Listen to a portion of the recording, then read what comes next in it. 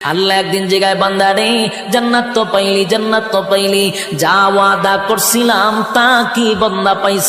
জান্নাতীরা বলেন মালিক দুনিয়ার জমিনে আপনি আমাদেরকে যেভাবে বলছিলেন কোরআনে পাইছি 3 ভাগের 1 ভাগ, জুরানে আপনি 2 ভাগের আলোচনা করছেন, জান্নাতে আমরা আয়েশা দেখি 97 গুণ আমাদেরকে বেশি দিছেন।